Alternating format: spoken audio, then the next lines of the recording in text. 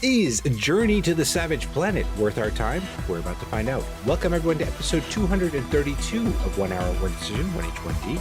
I am Chris. And I am Tom. And we take 60 minutes and play a random game on Xbox Game Pass and decide, well, Tom, have we broken the curse? I'm not sure of which you speak. The curse of us playing the sequels before the first game. Oh, touche, sir, touche. Because I think we've done it. I think we have done it. I thought you were going to go somewhere about Savage Worlds versus Savage Planets, or Savage Garden, or going down, journeying to the center of a world, or something. Looking for that unobtainium. Yes, that's what we need here. No, we don't. We need to talk about this game, Journey to the Savage Planet, developed by Raccoon Logic. And this game came out on a lot of platforms, but just in a lot of different times. PC, PS4, Xbox One, January 2020. Switch, May of 2020. And Stadia, February 2021. RIP.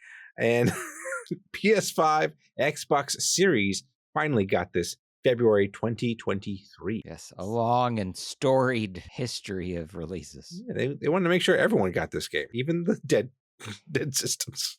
I play this on the PC, 11.33 gigabytes on the PC. Tom, what about you? Quite a bit larger on the Series S, to be fair. It did come out quite a bit later. 13.20 gigabytes on the Series S. Oh, okay, interesting. Now, I noticed when I installed the game, it said Journey to the Savage Planet Employee of the Month Edition. Yes, indeed. Yours had that as well? Correct. Okay, cool. That's good to know. But first, before we get into that stuff, what kind of game is this? I have first-person survival exploration. Wow. We almost wrote the same exact thing. I added game at the end of mine because I wanted to be redundant. Clearly. But it worked out because we are slightly different in that way. But now let's talk about that game loop. I have explore an alien world, scanning and harvesting resources to upgrade equipment. Yeah. All right. I just put collect and shoot things to progress the mission. Yep. But yeah. Yeah, scanning is important too. Scanning actually is pretty vital in this game. I mean, I suppose the mission is largely scan things and harvest resources. At least many of your missions are. Yeah. All right, let's get to those things that we liked about Journey to the Savage Planet. Okay, I want to say that from the very beginning, the hard mode is called Old Game Minus. Yeah. And that to me was pretty darn funny. Yeah, I mean, right off the bat, you knew this game was going to be goofy in some way, shape, or form. Yeah. And yeah, they did it with the menu system as that, or like the choices in your game. And yeah, I didn't know what to expect because I vaguely saw people getting very excited about the sequel.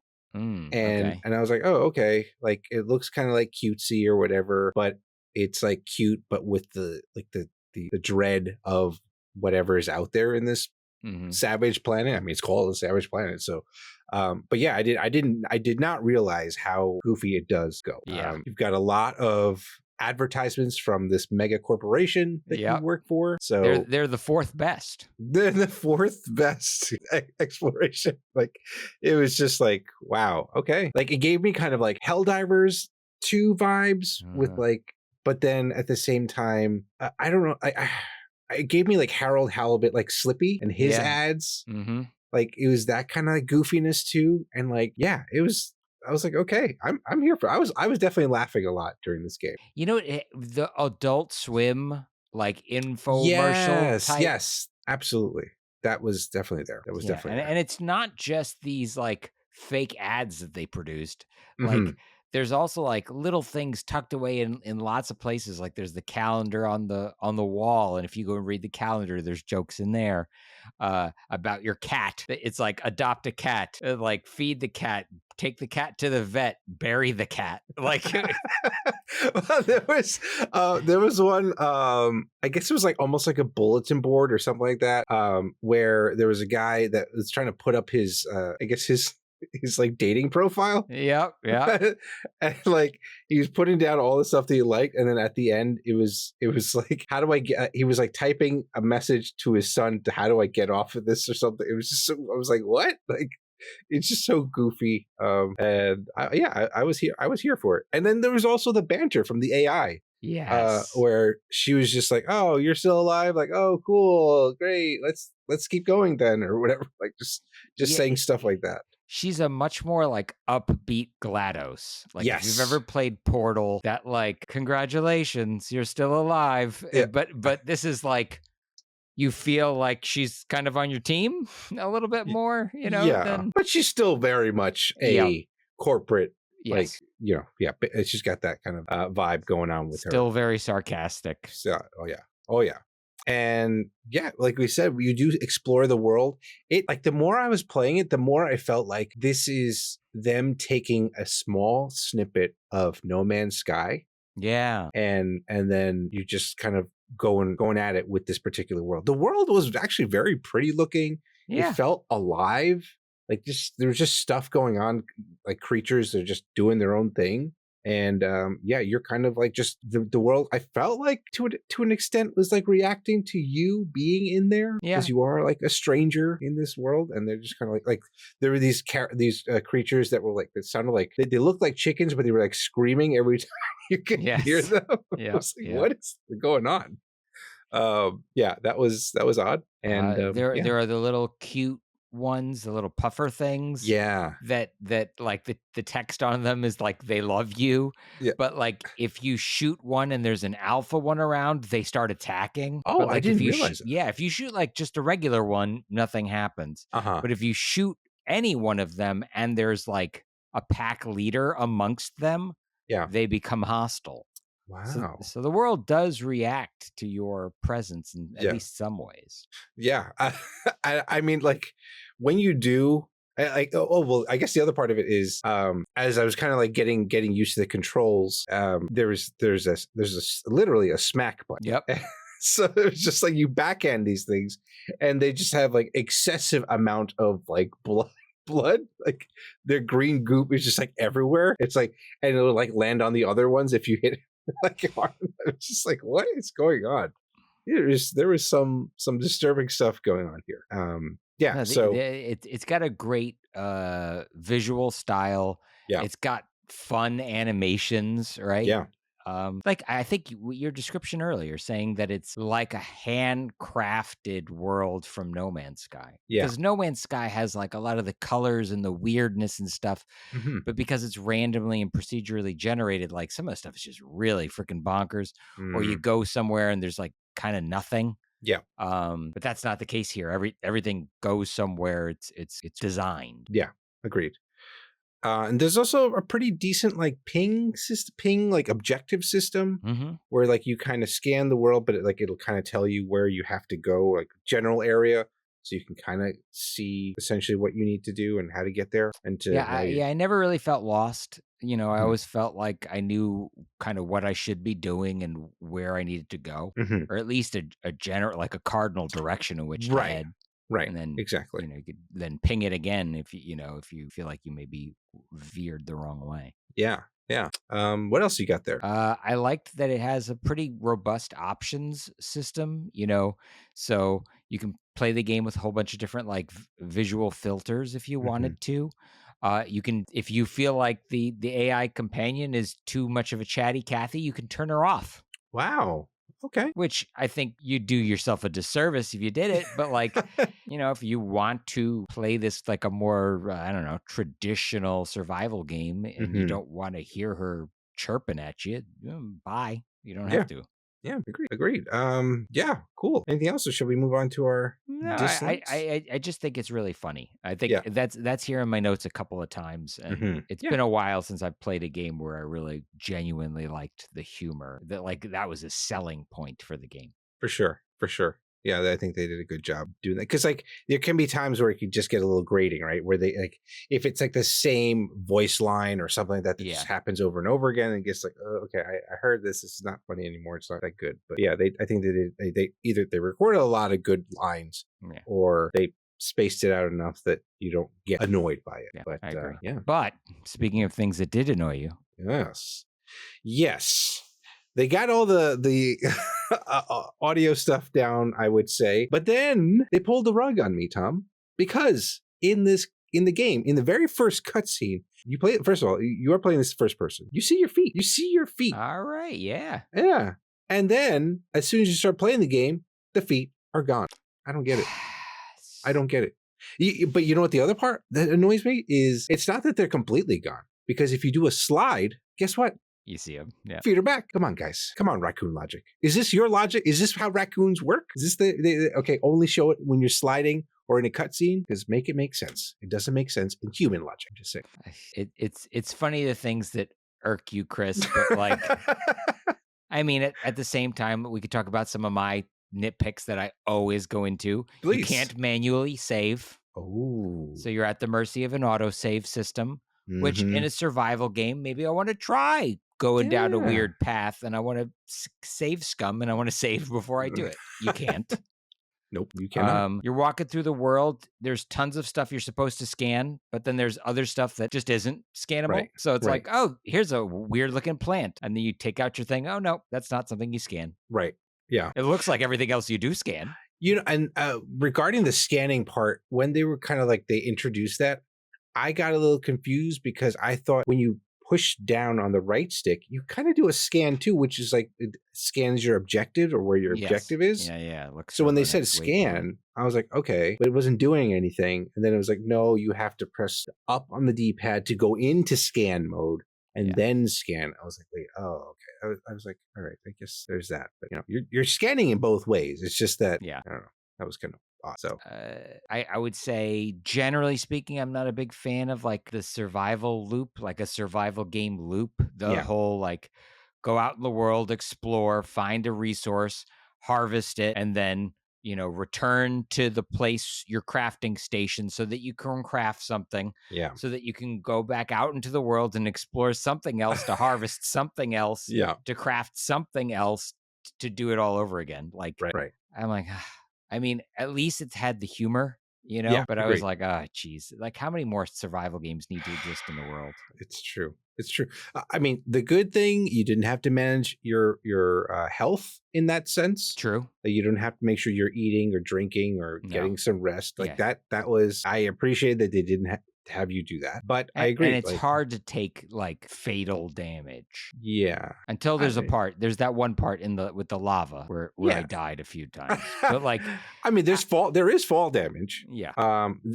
The things around you do try to kill you. And I would say the squids weren't bad. But like, I think, and kind of leads to one of my points here, I felt like the combat felt a little floaty for some reason. Okay. Like the controls, like, because even when those things were like flying around, I just felt like I was always missing. I had a hard time getting a beat on them too. Yeah. And then, did you get to the part with the roly-poly guy? I want to, yes, I think so. The one that like spins and like attack, kind of like Sonic, and then comes at you. Oh, okay, yeah.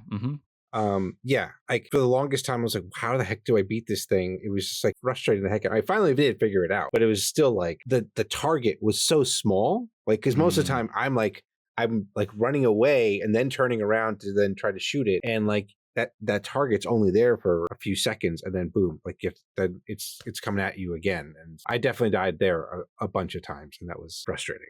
For sure. Yeah. And I think we both put this down that this game, like you kind of hinted at earlier, does a lot of backtracking. Yeah. Yeah. Especially the having to go back to your camp, to your base camp to craft. Yeah. Annoying. For sure. You can't build. It's not like a lot of survival games. You have the ability to like either craft on your person or create a bench and then craft at that bench wherever you are. Yeah. But that is not the case here. You have to return to your ship to craft. I mean, once you find fast travel points, it helps a little bit, but it's still, you like to your point, you still have to find it. So it's like, what if you go even further out and you still haven't found that fast travel point, then you have to go back to at least the one that you have to then start the backtracking and to start building again. So it was like, I don't know. I don't know. Like, I get it. Like, and it is a pretty world and stuff like that, to like a lot of things to discover. But you know, especially when you want to tick off that checkbox. Yeah. It's like for me, I don't I don't care about how pretty the place looks. Let me finish. Let me get the checkbox. Like, let me get this Yeah, checkbox out yeah, of here. yeah, yeah. I mean, and to be fair, right, playing a game should be about the mechanics need to be good, Right. right? They need Right. to be solid. The game loop needs to be fun. Yeah. Otherwise, it could be a book or a movie or Yeah. some other form of entertainment Right. that does not require me to play it, you Right. know? I just Right. watch it. Yeah. Agreed. A lot of the stuff that you experience in this game would be kind of just as funny if you were, if it was an episode of a show or Yeah. something like that. So Yeah. This definitely leads to like maybe or it could be like a Cartoon Network yeah. kind of show for sure. So, what else do you got here, Tom? Some of the creatures were kind of a pain in the butt to scan if you were chasing down Yeah. that thread. That screaming bird you're talking about Yes. was really bad. Yeah. And then, oh gosh, if you shoot that bird, it splits and now it moves even faster. Really? Yeah. Oh, And man. then those ones, if you shoot those, they split again. Like And into they go, smaller ones or just the same yes. size? Yeah, it's a different one and they're different creatures. So you have to Oh, scan the wow. first screamy one, then shoot it, then scan the thing that spawns from that, then shoot it again, and then scan that one. And that last one is like really hard to get on the scanner because Jeez. it's like the Roadrunner. Yeah. That's just part of the challenge of Yeah, this. meet. Yeah, exactly. We are the Wile E. Coyote in this sense. Thankfully, Yeah. the Roadrunner is not able to turn our inventions against us. So Yes, that's true. good for them. Cool. Anything else here, or shall we move on to our other thoughts? No, I think we can mosey on into other thoughts. All right. Well, How Long to Beat says this game takes about 7 hours to complete. Mm-hmm. Very like over a weekend. You could probably beat this. Very unusual for this type of game. Yeah, absolutely. And this game does have Xbox Cloud saves. I didn't see how it was play anywhere, but I'm assuming if you have it on Xbox, you can play it on xCloud and have your saves there. So you should be good to go. What Very you got, cool. Tom? Well, adding on to the other things, you can play this co-op Yeah. if you were so inclined. There are 2 little transporters down to the planet in the ship that kind of cue you That's in right. on that. So you talked a lot about Raccoon Logic. Yeah. Technically, this game was the debut project of a studio called Typhoon Studios. Oh. That studio, the lead developer, is worked on Assassin's Creed 3 and Far Okay. Cry 4. Oh. So it has a pretty big pedigree. It was designed to be shorter and easier than other, survival exploration games, which you see in the 7-hour game length.